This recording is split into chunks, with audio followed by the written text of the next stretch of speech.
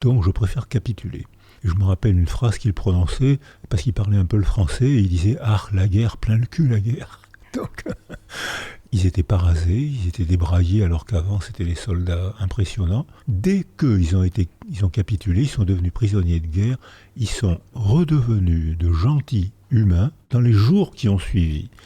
Et j'avais 7 ans, c'était à la Libération, et je me suis dit donc le rôle social est beaucoup plus important que ce qu'on croit. Ces hommes qui se prenaient pour des surhommes et qui tuaient, qui étaient dangereux, dès qu'ils ont été vaincus, sont redevenus des hommes. Et ça a été pour moi une information majeure. Je me suis dit, mais donc méfions-nous des apparences. Derrière les apparences, il y a des vrais êtres humains, il faut les découvrir. Donc c'est la psychologie, la psychiatrie qui peut permettre de comprendre ça. Et dans mon esprit d'enfant, je pensais, à l'âge de 11 ans, j'ai décidé de devenir psychiatre, alors que ce n'était pas une valeur de la culture d'après-guerre, hein. Donc le métier existait. Non, on les appelait les médecins des hôpitaux. Ils n'étaient pas psychiatres souvent. C'était des asiles, c'était pas des hôpitaux. On pensait que la folie n'était pas soignable.